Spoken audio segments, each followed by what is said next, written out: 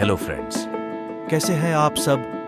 आइए स्वागत करते हैं आपका आपके अपने care taker channel homeo diary में। आइए आगे बढ़ते हैं अपने डिस्कशन सीरीज में और आज डिस्कस करते हैं ऑस्टियोआर्थराइटिस के बारे में।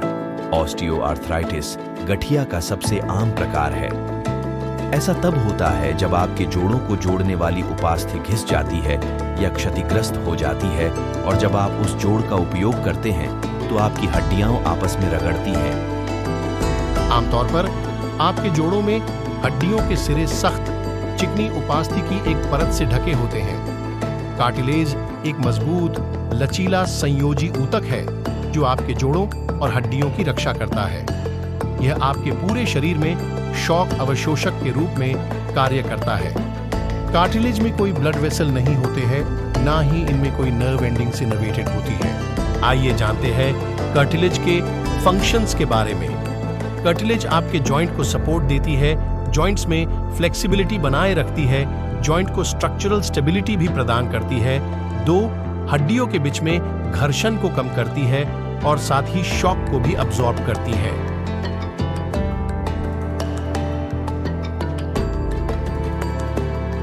अब हम कुछ प्रमुख कॉजेस को देखते हैं।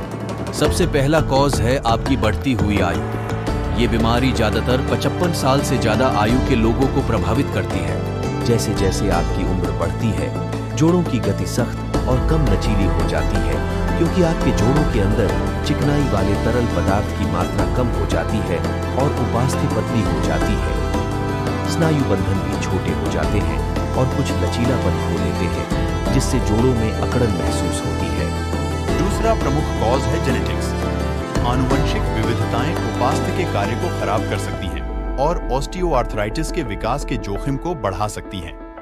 कुछ जीन जो ऑस्टियोआर्थराइटिस से संबंधित हो सकते हैं, उनमें COL11BA1, COL11A2, COL1A1, COL2A1 और COL9A1 शामिल हैं। अगला कॉज है जॉइंट ओवरयूज और इंजरी। अगर आप अपने प्रोफेशन के चलते ही सही अपने जॉइंट्स का ओवरयूज करते हैं या फिर हाई इंपैक्ट एक्सरसाइजेस करते हैं, बॉडी का पोस्चर थिक नहीं रखते या एक्सीडेंट एंड फॉल्स से अपने कार्टिलेज को इंजरी कर लेते हैं, तो भी आप ऑस्टियोआर्थराइटिस से सफर कर सकते हैं। And next and one of the leading cause is obesity. मोटापा आपके जोड़ों और उपास्थि पर अतिरिक्त दबाव डालता है, जिससे आपके जोड़ों जैसे घुटने पर भार बढ़ सकता है, जिससे तनाव बढ़ जाता है और संभवतः उपास्थि के टूटने में तेजी आ सकती है। उदाहरण के लिए यह अनुमान लगाया गया है कि चलते समय घुटने पर शरीर के वजन का लगभग 3 से 6 गुना अधिक बल लगता है। अगला कॉज है प्री एग्जिस्टिंग जॉइंट डिजीजेस। अगर आपको पहले से ही कोई जॉइंट डिजीज हो, जैसे कि रूमेटॉइड आर्थराइटिस या फिर गाउट, तो इन कंडीशंस में भी आपकी कार्टिलेज इंजर्ड हो जाती है और ऑस्टियोआर्थराइटिस डेवलप हो सकता है।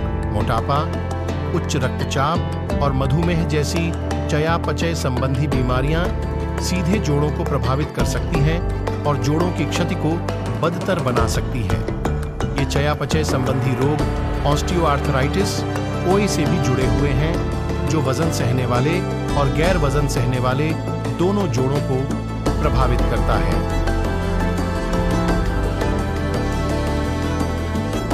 ऑस्टियोआर्थराइटिस जोड़ों में दर्द, कठोरता और सूजन का कारण बन सकता है, जिससे उन्हें हिलाना मुश्किल हो सकता है।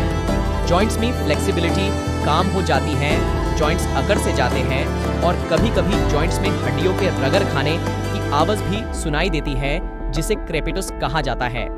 एक डॉक्टर शारीरिक परीक्षण, लक्षणों की समीक्षा, एक्स-रे और प्रयोगशाला परीक्षणों के माध्यम से ऑस्टियोआर्थराइटिस OA का निदान कर सकता है।